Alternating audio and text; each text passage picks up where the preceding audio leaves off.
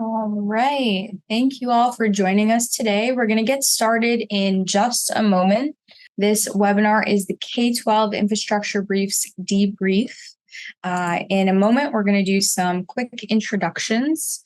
We will give you a little intro into the Project Unicorn community, and then we're going to pass it off to our wonderful speaker today to talk about the K-12 Digital Infrastructure Brief called Defensible and Resilient. We'll do a Q&A at the end, but feel free at any point to put your questions into the chat, or there is a Q&A box, so you can put that there and we will answer your questions during that time. And then we will give you some next steps and a thank you at the end. And in just a moment, I'm going to introduce Michael Klein, who is our wonderful speaker today from the U.S. Department of Education's Office of Educational Technology. And that is our main speaker. I'm Chloe Sanducci, the facilitator for today's presentation and webinar. I'm the project director for Project Unicorn at Innovate EDU. I'm a former educator. I was a middle school math teacher, and I really love working with Innovate EDU and Project Unicorn. And for those of you who have not heard of Project Unicorn, we are an initiative of Innovate EDU. This is a coalition of all those organizations that you see on the screen that are coming together to try to work towards and put efforts towards interoperability in K-12 education. We're fully funded by the Michael and Susan Dell Foundation, as well as the Bill and Melinda Gates Foundation.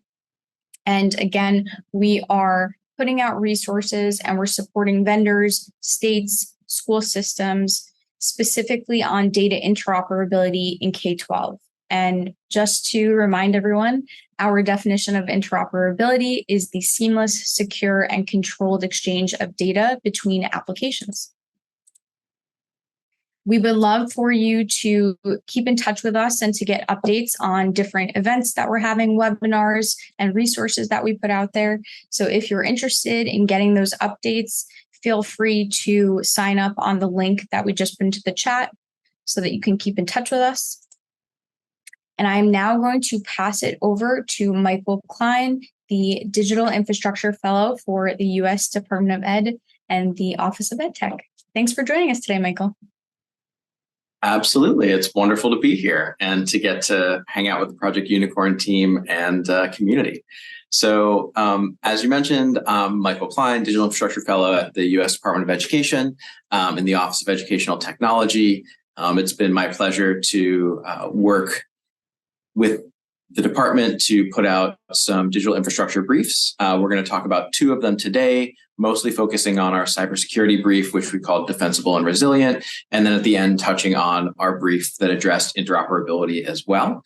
I'm just going to dive right in, and I'll try to leave lots of time at the end for questions. I'm a former educator, and so it hurts me that I'm going to be running very quickly through my slides, but hopefully everybody's going to be on board with it, and feel free to toss questions into the chat throughout. So for some background, I am a former teacher. I taught 3rd, 4th, and 5th grade in Brooklyn and Harlem. I then helped open a school on the U.S.-Mexico border just south of San Diego as part of the High Tech High Network. Worked for a couple of ed tech startups across the country, helping to scale up education technology. Transitioned into some consulting work where I got to support districts throughout the Northeast as part of the team at the Highlander Institute doing blended and personalized learning. I was an IT director most recently in Killingly, Connecticut, right before and during the pandemic. And so that gives me some of the context for what brings me here today. Let's see if we can get our slides to work. Awesome. So this group probably doesn't need too much of this, but why should we be concerned about K-12 cybersecurity? As you know, there have been a lot of incidents since 2016. There have been at least 1,619 K-12 cyber incidents up to the end of 2022. So the first incident that I want to talk about really briefly was LA Unified School District's ransomware attack. It happened at the beginning of last school year over the Labor Day weekend. The LAUSD team did a great job of preventing shutdowns. They were able to open school on time, but still data was exfiltrated, including some student data, which is obviously a big challenge. Some school districts like Des Moines have had to close because of ransomware attacks for multiple days. That led to the extension of their school year and disruption of student learning. Some school districts have even felt forced to pay the ransom, which we don't encourage folks to do, but to try to keep operations up. And then even just in the last couple of weeks, we'll have incidents where we'll get emails, and this is just a redacted email from CISA, with lots of districts that have shown up in breach forums where we see data showing up. And it's also becoming an issue that is widely known, not just in education press or tech press, but in the AP and other places as well. And so we see a really big challenge here. And so the White House National Cybersecurity Strategy is trying to address this in a couple of different ways. One is to rebalance the responsibility to defend cyberspace from individuals and small school districts, and shifting that burden up to the federal government, to state governments, and to those that can bear it, like the companies that produce the software that often is the vector by which we end up with ransomware attacks. The second piece is to realign incentives just from short term to investing in the long term as well, and really building a sense of resilience so that even when attacks do happen, the impact is not widespread or long lasting. And so one of the things that we're focusing on is defending critical infrastructure. Important to note that the education sector is critical infrastructure. And we want to give people confidence in the availability and resilience of our critical infrastructure. So making sure that it doesn't get shut down by ransomware, or that if there are incidents that they're quickly resolved. And I think Kemba Walden, who's the acting national cyber director, did a great job explaining this. She said, "We expect school districts to go toe-to-toe with transnational criminal organizations largely by themselves. This isn't just unfair, it's ineffective.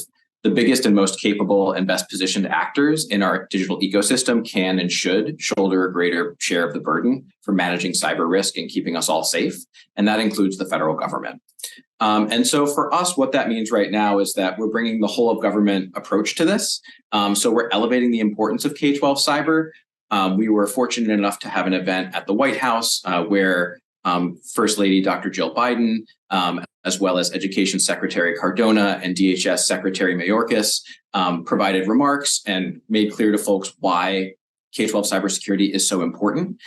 We also had kind of an autopsy of the LAUSD ransomware attack and all the great things that came out of it in terms of the collaboration and response between LA Unified School District and various federal agencies, including the Department of Education, CISA, the Cybersecurity and Infrastructure Security Agency, and FBI, as well as the National Security Council.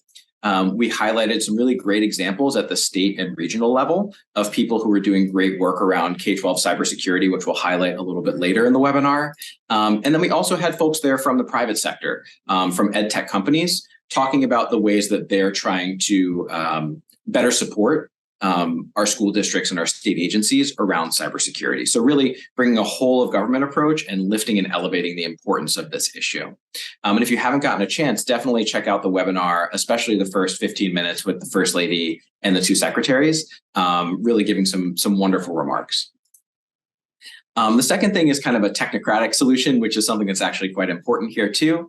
We're establishing a government coordinating council. This is something that senators like Senator Hassan, as well as the Government Accountability Office, have been encouraging the department to do. And we think it's a really good idea. So the basic idea is that every critical infrastructure sector, including the education facilities sector, should have a place for the federal government to engage with leaders from the state, local, tribal, and territorial levels. So for us, state education agencies, as well as school districts, to be able to both share challenges and threats that are coming that we can share with them in a kind of confidential setting, but also for those entities to be able to give us feedback on the ways that we can best support them around things like cybersecurity. And so we're going to be standing this up over the course of this year. And it's an opportunity for us to really engage meaningfully with folks in the K-12 sector around this topic on a regular basis. And then my favorite piece is providing actionable guidance. And so at the event, we released 3 briefs, one of which was the Defensible and Resilient brief, which focuses on cybersecurity. I was fortunate enough to work with colleagues at the Cybersecurity and Infrastructure Security Agency to co-brand this and co-release it together, taking some of the best work from them, from the Department of Education, as well as from our other interagency partners. And I want to highlight a few pieces from that today. So a few key considerations that we wanted to highlight. So here, this is a process of continuous risk management. Cybersecurity is not something where it's a one and done and we're going to solve that problem. It's a process of continuous improvement And it's a process of risk management. We can't solve all of the problems. We have to be able to prioritize effectively and reduce the risk of exposure. And so similarly to issues like financial risk, this is something that needs to be at the highest levels, including the superintendent level, not just something that's an IT problem. So really elevating that risk and then talking about it as risk management. Using analogies for understanding. Being able to draw analogies to the physical world, specifically school fire safety, has been really helpful in talking with folks in the education community about cybersecurity. So you'll see us talking about things like cyber fire drills, right? So when we think about building school buildings, we want to make sure they're fire resistant, but we also know that fires are likely. And so we make sure that there are sprinklers and automated systems for detecting that. And when those automated systems fail, we also have handles that you can pull down and make sure that people can intervene and actually solve the problem. And we don't just wait for it to happen. Every year, multiple times a year, for those of us who have been teachers, we practice it with fire drills. And so everybody in the organization knows exactly what they're supposed to do. The teachers grab their backpacks and their folders, and they make sure they have all the kids, and we time it, and we have external experts there to help us, like the fire department. We should be doing similar things with cybersecurity so that when an incident happens, we know how to respond to it. And then prioritization and mitigation. There are so many things we could be doing. And really importantly, in the education sector, we have 14,000 school districts. 70% of those districts have 2,500 students or fewer, and maybe one or two people doing IT for the district, if that many. And it may also be the same person who's the gym teacher and the superintendent in your 30-person school district. And so we need to make sure that when we're providing mitigations and prioritizing, that we're giving people really high impact things that they can do and not overwhelming them with a ton of different pieces. And then preparing for when, not if. And this gets back to those tabletop exercises and cyber fire drills.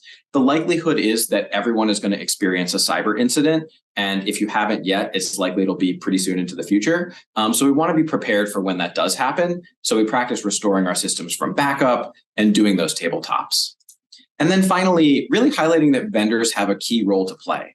As you all know, as folks who are in school districts, most people are not creating their own digital infrastructure. Most people are using some of the major vendors for email, for student information systems, for even HVAC systems and things like that. And so to the extent that we can, we're trying to work with vendors to make sure that the 4 or 5 vendors in each of those different areas is doing a better job of ensuring that that the folks that they're selling to are protected and that they're being more secure in the deployment of their technologies. So those are some of the big highlights. High impact recommendations. This is not going to be new to folks here, but I'll just quickly mention them because it's always good to mention. Folks are not being exploited in these contexts through cybersecurity challenges like zero-day exploits, where you're getting a very rare or intricate or kind of special hacking attempt. That does happen sometimes. It tends not to happen to school districts. What we're seeing is that the vast majority of these threats are coming from 3 main vectors that we know and we can stop. So one is compromising valid accounts. So that means the bad actor is able to get someone's passwords. Either they got it from a data breach or someone is using weak credentials. Maybe they have admin on one of their accounts, or it's the name of their dog or something like that. And so using more complex passwords will help address that. And we'll talk about other things like multi-factor. We also see phishing being a really big challenge. So the ways that folks get in is oftentimes through an email that looks convincing. They get someone to click on a link or download an attachment, which then has connects back to the bad actor's infrastructure and lets them get in and potentially move up through the district and the network. And then third, they exploit unpatched vulnerabilities that are on the internet. And so their searches basically similar to Google, where if you're a bad guy, you can go on and say, I want to see any network that is exposing this particular software to the internet that isn't patched. And then you can find it and then exploit it very easily. And so those are the 3 main ways that we know. And so there are actually 4 ways to address almost all of these challenges, right? So the first and most important is enable multi-factor authentication. And here that means, in addition to putting in your username and password, it's likely that you'll get either a prompt to put in some numbers, you might get a text message, or you might have a special key or token that you plug into your computer to let it know that it's you. And any of those is way better than having just a password, because if a bad actor does get your password, they still need that second factor to be able to get into the system. We see lots of districts really standing up robust multi-factor authentication. This is most important for those privileged accounts, for your IT staff, for your district administrators, for your teachers, anyone who's touching student data. It's not necessarily something you have to do for student accounts, or even necessarily right away for all teachers if you have to prioritize. The second is using strong and unique passwords for every account. I know that this was a challenge for me when I first started, but really making sure that people have passwords that aren't easy to just guess, right? Especially when you don't have multi-factor authentication enabled. And then helping to train staff on recognizing and reporting phishing when they see it, and then updating your software. And I'm going to pause here for a second. I see there are two things in the chat. Oh, it's just actually the things that we put in there so far. Great. So I'm going to keep going. And then point out a couple examples and things that you can do, and then leave time for questions at the end. So framing cyber risk management, here we tried to set up the guide along with the NIST framework. And here there are 5 stages to it. You have identification, protect, detect, respond, and recover. And so you'll see that the examples that we call out and the next steps you can take are really focused on that. So the first example I wanted to give was North Dakota. They have a whole of state approach to cybersecurity that's really interesting. So the state passed a law that allowed them to do centralized shared services across the state. And they're not doing that for just the state agencies. They're doing that down into K-12 school districts as well. And so that's allowed the Chief Information Security Officer, who was at the White House event, to do some really interesting things to help drive down risk for schools and other entities in North Dakota. For example, they have a joint security operations center. You can think of this as like a 24/7 kind of monitoring system for the networks of all of those school districts. And so anytime one of those devices or the network reaches out to some kind of bad actor, or they see something strange on that network, they can reach right in and address that problem right there. And it's not just in North Dakota, they've actually expanded it to 10 other states as well. The second one is that it's lowered insurance costs. So for those organizations that adopt those shared services, they're actually getting a reduction of 4% on the cost of their insurance every year, because the insurance industry is interested in making sure that everybody is more cyber secure. And so if you're adding these services in, you're actually going to drive down the cost of that insurance.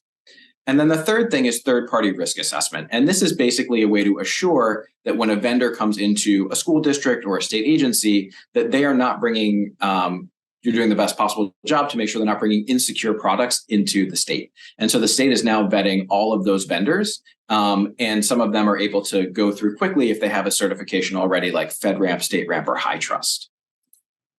One action you can take if you're an IT director or superintendent or someone working on this now is to mitigate known exploited vulnerabilities. If you're like me and you're an IT director, you know that it can feel really overwhelming. We have limited resources in terms of time and staff and funding. And so we want to focus on those that are really, really important and specific. So known exploited vulnerabilities is just a fancy way of saying the small set of vulnerabilities or holes in your systems that are being actively exploited in the wild and have clear remediation actions to mitigate against that harm. So basically, there's a problem with a specific piece of software, there's a patch for that piece of software, and we know that bad guys are currently using that to actually go in and either shut down networks or steal data. And as a state or district leader, what you can do is sign up for CISA's Cyber Hygiene vulnerability scanning, and this will automatically scan all of your internet-facing systems in your district for configurations and known vulnerabilities that allows you to get an alert right away. And it also enrolls you in a ransomware vulnerability warning pilot so that you'll get a call from CISA anytime that there's a big problem or that they see something beaconing out from your system that is an indication of pre-ransomware activity. So that's a really great option. In terms of protect, one of the examples I like to point out is an incident runbook. This is basically a kind of manual that you might have in the case of an incident that allows you to identify questions like who's part of your incident response team and what should they do during an incident. And those roles can include a leader for the incident response, and you probably need a communications or PR person. How do we declare that an incident's happened and then mobilize that team? Who are the key contacts, internal and external, and then how do we reach them? If it's a ransomware attack, it may take down your voice over IP system or your email. Do you have a cell phone number for those people that's outside of that network so that the bad actors don't know about it, or you can still reach them if that's been shut down? And then how do we alert leadership, and in what order? So are we first calling our superintendent and then our legal counsel and then law enforcement, and making sure that you know exactly who that is and what their phone number is? Because unfortunately, if your district's been locked down, you probably want a printed copy of this because you won't be able to access that plan if it's online.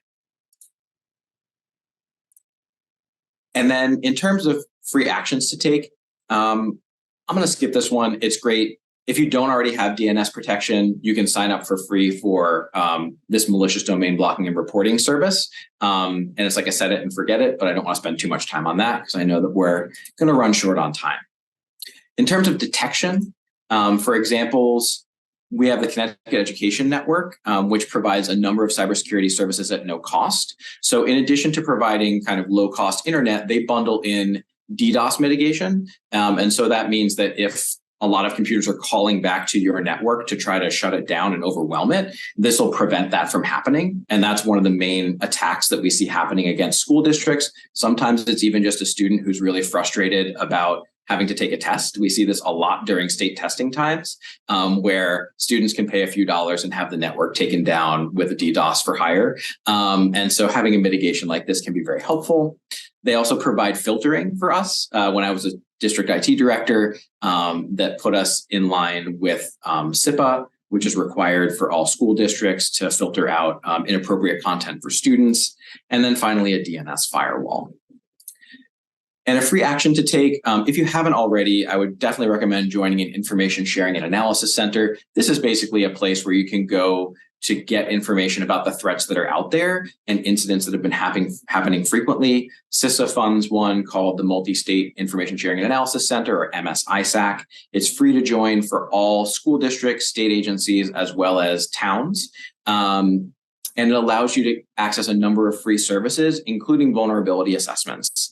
So you can get advisories, but also see, have you set this up correctly?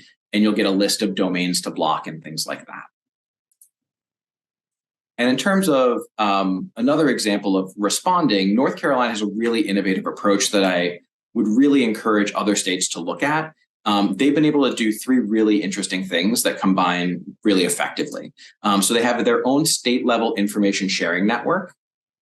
They have mandatory incident reporting. So anytime there's a cyber incident in any school district or other municipality, they have to report it immediately. And it's not just that they have to report it, because then there's real-time incident response and support for K-12 schools. And that's really quite innovative. And the way that they were able to do that is in 2021, they built a joint cybersecurity task force that includes federal agents from the FBI, as well as National Guard members from their state, and then SEA and school district members. And the task force was authorized by the governor and the legislature to mobilize a strike force that can support as soon as they learn about an incident. So they can declare an emergency without any additional actions. And so that means that they can have boots on the ground within a matter of hours to actually support people when they need that help the most. And that's a really, really interesting example of incident response on the ground that I think would be helpful for other states to look at. And then if you only take one action related to response, get to know your local CISA and FBI points of contact. Cyber incident response is a team sport. There are a lot of people who can help you, and this might be one of the most challenging moments in your career as you're going through that. And so it's really, really helpful to know the people. And if you don't know them in your region, when we send out the slide deck, there'll be links to CISA regional offices as well as your local FBI field office. And then finally, on the recovery side, performing and testing backups. I know that it might seem basic, but having strong backups, both on-prem, in the cloud, and at another place can be very helpful. It's helped school districts not have to pay ransomware actors to resume operations, and it's also allowed them not have to cancel school. And so for that kind of backup to work, not only do you have to have the backup, but you should have tested to make sure that you can actually restore from that backup. Because a lot of times districts may have kept these backups, but never actually gone through all the steps to get the district back up and running. And that's a really challenging thing to do under pressure. So that's a good thing to practice as well. And then if there's one bonus high impact action you want to take, that's to run a tabletop exercise with your district leadership team. And so here, if you're not familiar with this, these are 60 to 90 minute opportunities to get everybody in your district together, superintendent, financial services, IT, probably some principals, teachers, maybe even some students. And it's a way to play through and kind of pressure test and build muscle memory around what's going to happen in the case of an incident. And CISA and ED have developed K-12 specific tabletop exercises that you can do. The one from CISA includes a compromising of a computer system that then leads to the exfiltration or taking of students' personal data, the loss of the HVAC system, which in some parts of the country right now could be the AC system, which would then shut down schools potentially because it's too hot to have school, as well as media inquiries. How are you going to respond when the press reaches out? And we also have some from the Department of Education as well. I'm going to pause there for a second and see if there are any questions on the cybersecurity front before I dive into the interoperability pieces. So I'm going to stop here and feel free to ask any questions. If not, I'm a teacher, I'll give awkward wait time, and then I'll just move into the interoperability piece.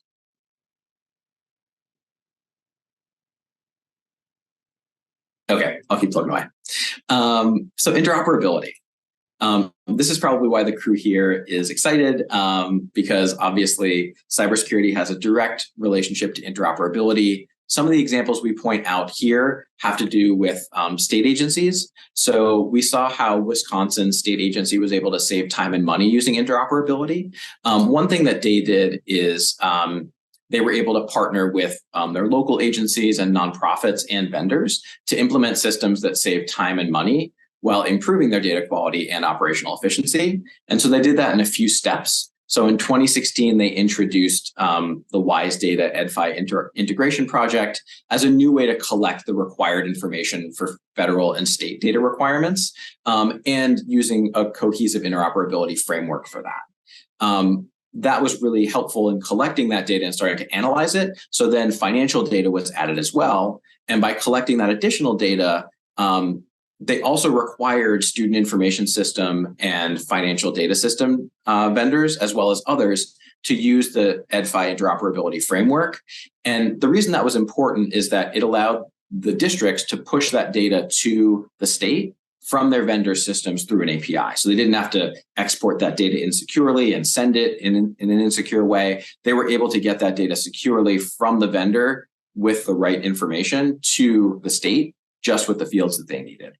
And that allowed for monitoring of federal programs and making sure that LEAs, when they were resourcing programs, were doing it. And if they weren't at the right levels, they'd get an automated message that allowed them to actually go and fix that problem in real time. Whereas before that could take weeks or months, and it was more of a kind of disciplinary or compliance process.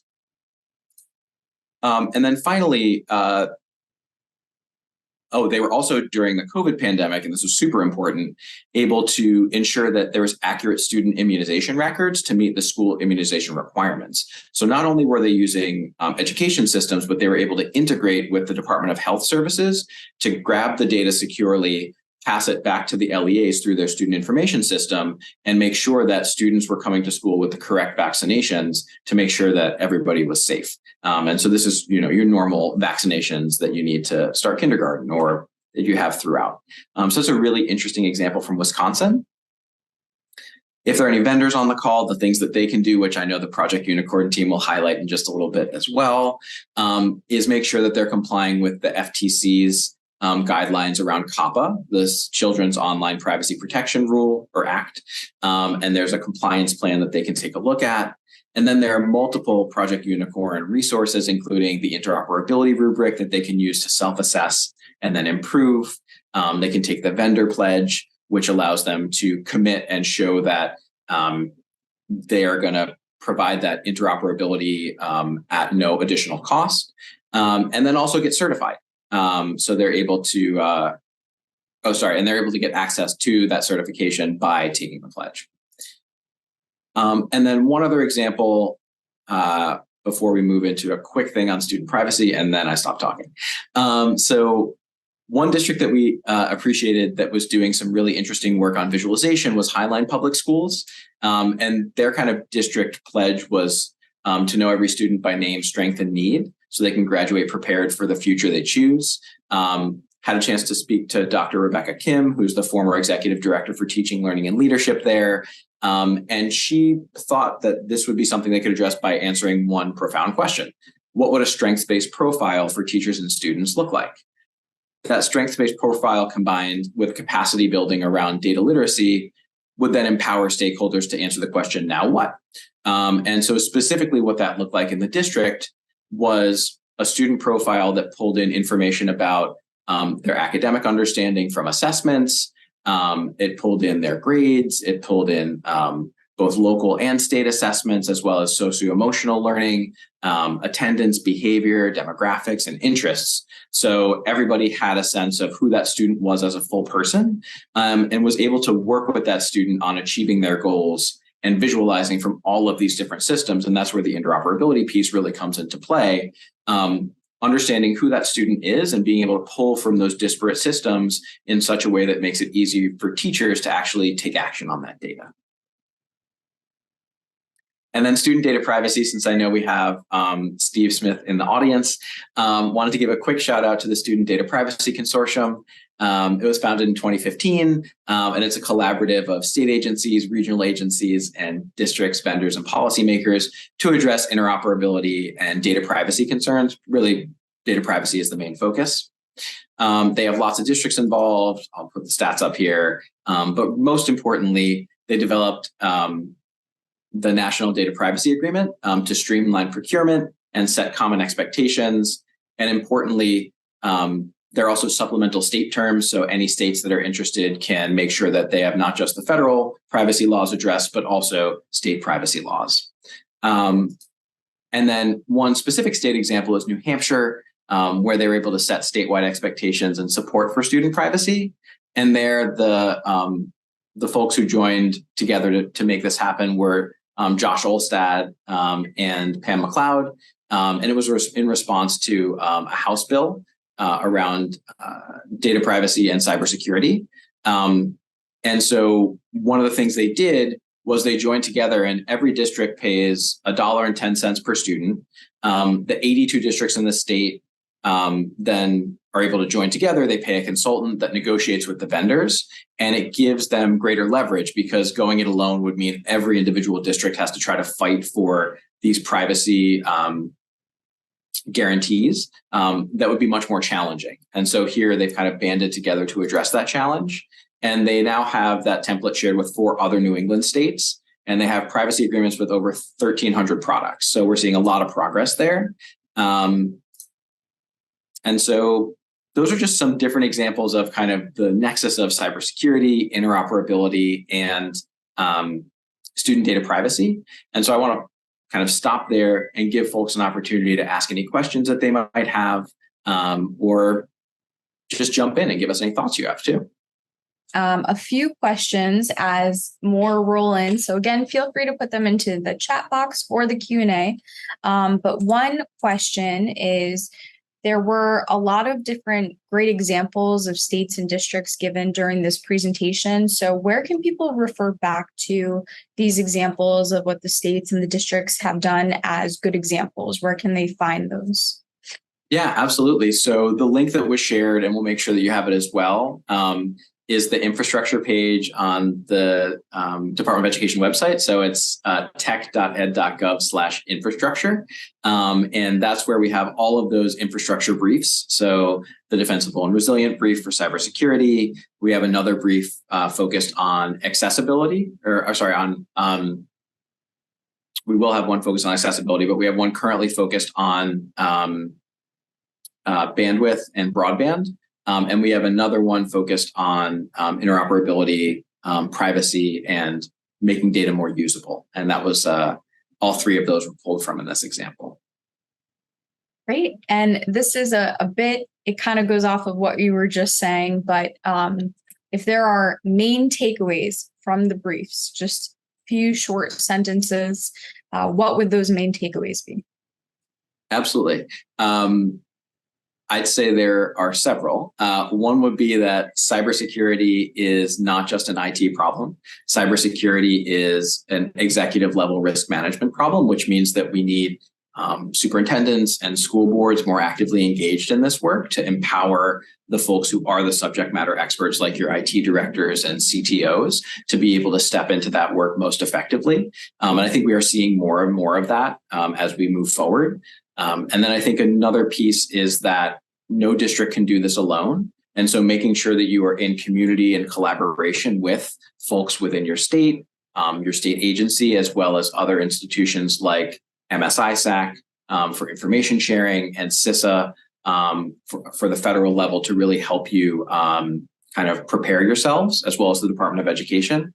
Those are some main ways to do it. And then if there's one technical thing to do, I would say implementing multi-factor authentication, even though that's challenging or can be challenging. I think the takeaway there for me would be, we're not asking you to have every account for every student for every app be multi-factor. But instead, if you're just starting this process, making sure that your privileged accounts, so those accounts that can make changes to the whole network or the whole system, those IT accounts, those administrator accounts, and the ones specifically for those important systems like your student information system, your employee record system, all of those things have multi-factor turned on for them, because that will prevent a lot of the big problems that you're likely to find. And then later down the line, if you want to, you can add all of your teachers. And eventually, if you think it's important, you can include your students too. But that's not really where most of the risk is. If we have to prioritize risk, it's in those high impact accounts on those high impact systems. And this one might be a little tricky, but let's say someone came in today and they are just hearing about this and there was so much information. You want to give them one best place to start. What would be the best piece of advice to start with the briefs, or maybe it's enabling MFA, or what would be maybe a good place to start? Yeah, great question. So I would say the best place to start self-promotion is to read the Defensible and Resilient Brief, because it's not just my perspective, it's the Department of Education and the Cybersecurity and Infrastructure Security Agency, which is that kind of national cyber defense agency. And so those are the folks who really have helped to inform this work. And so I'd say that points you to a lot of really great resources. And then if you've done that already, the next thing to do is to sign up for and it's pointed to in the talk, but sign up for CISA's vulnerability scanning process, because that'll tell you if you have anything that's touching the internet from your network that has vulnerabilities that could be exploited by actors that will take down your network. And that's a really important thing to note.